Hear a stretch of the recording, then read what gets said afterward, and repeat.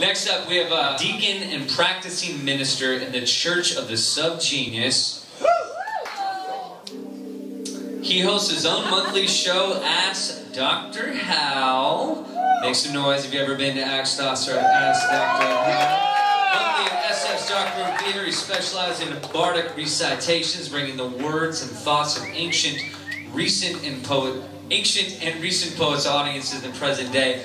Please give it up for the one and only, a true legend, the one and only Hal Robbins, y'all.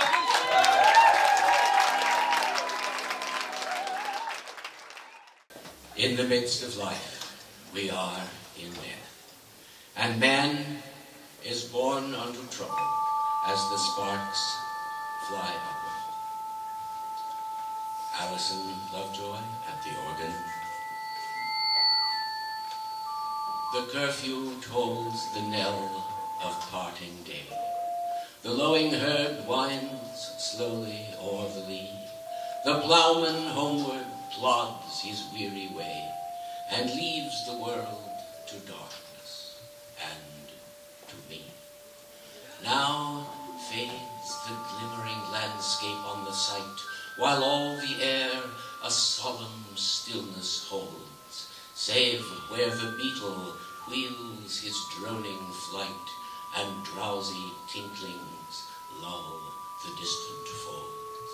Save that from yonder ivy-mantled tower the moping owl does to the moon complain of such as wandering near her secret bower molest her ancient solitary reign. Beneath those rugged elms that yew trees shade, where heaves the turf in many a mouldering heap, each in his narrow cell forever laid, the rude forefathers of the hamlet sleep. The breezy call of incense-breathing morn, the swallow twittering from the straw-built shed, the cock's shrill clarion, or the echoing horn, no more shall wake them from their lowly bed. For them no more the blazing hearth shall burn, nor busy housewife ply her evening care. No children run to lisp their sire's return, or climb his knees the envied kiss to share. Oft to their sickle did the harvest yield, their furrow oft the stubborn glebe has broke. How jocund did they drive their team afield, how bowed the woods before their sturdy stroke.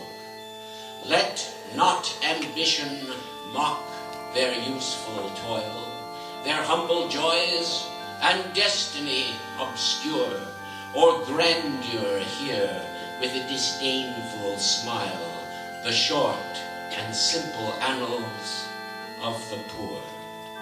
The boast of heraldry, the pomp of power, and all that beauty, all that worth e'er gave, awaits alike the inevitable hour. The paths of glory lead but to the grave. Forgive, ye proud, the unpardonable fault, as memory to these no trophies raise, while through the long-drawn aisle and fretted vault the pealing anthem swells the note of praise. Can storied urn or animated bust back to its mansion call the fleeting breath? Can honor's voice provoke the silent dust, or flattery soothe the dull, cold ear of death? Perhaps in this neglected spot is laid some heart once pregnant with celestial fire, hands that the rod of empire might have swayed, or waked to ecstasy the living lyre. But knowledge to their eyes, her ample page, rich with the spoils of time, did ne'er unscroll. Till penury suppressed their noble rage, and froze the genial current of the soul. Full many a gem of purest ray serene the dark, unfathomed caves of ocean bear. Full many a flower is born to blush unseen, and waste its sweetness on the desert air. Some village Hampden that with dauntless breast the little tyrant of his fields withstood. Some mute, inglorious Milton here may rest. Some Cromwell, guiltless of his country's blood. The applause of listening senates to command, the threats of pain and ruin to despise, to scatter plenty o'er a smiling land, and read their history in a nation's eyes, their lot forbade, nor circumscribed alone their growing virtues, but their crimes confined, forbade to wade through slaughter to a throne, and shut the gates of mercy on mankind. The struggling pangs of conscious truth to hide, to quench the blushes of ingenuous shame, or heap the shrine of luxury and pride with incense kindled at the muses' flame. Far from the madding crowd's ignoble strife, their sober natures never learned to stray along the cool, sequestered vale of life. They kept the noiseless tenor of their way. Yet, even these bones, from insult to protect, some frail memorial still erected nigh, with uncouth rhymes and shapeless sculpture decked, implores the passing tribute of a sigh. Their name, their years, spelt by the unlettered muse, the place of fame and elegy supply, and many a holy text around she strews to teach the rustic moralist to die. For who to long forgetfulness a prey, this pleasing, anxious being, ere resigned, left the warm precincts of the cheerful day, nor took one longing, lingering look behind. On some fond breast the parting soul relies, some pious drops the closing eye requires. Even from the tomb the voice of nature cries, even in our ashes live their wonted fires. For thee, who mindful of the unhonored dead, dost in these lines their artful tale relate, if chance, by lonely contemplation led, some kindred spirit shall inquire thy fate. Haply some hoary-headed swain may say, oft have we seen him at the peak of dawn, brushing with hasty steps the dews away, to meet the sun upon the upland lawn.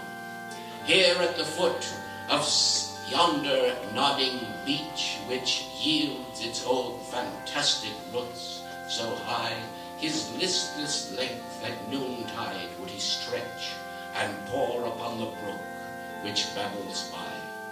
Hard by yon wood, now smiling as in scorn, muttering his wayward fancies, he would rove, now stooping, woeful wan, like one forlorn, or crazed with care, or crossed in hopeless love. One morn I missed him on the accustomed hill, beside the heath or by his favorite tree. Another came, nor yet beside the rill, nor at the lawn, nor by the wood was he. The next, with dirges due in sad array, slow through the churchward path we saw him borne. Approach and read, for thou canst read, the lay graved on the stone beneath yon aged thorn. Here rests his head upon the lap of earth, a youth to fortune and to fame unknown. Fair science frowned not at his humble birth, and melancholy marked him for her own. Large was his bounty, and his claim sincere. Heaven did recompense as largely send.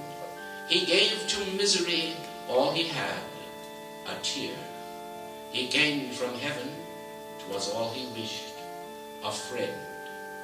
No farther seek his merits to disclose, nor draw his secrets from their dread abode.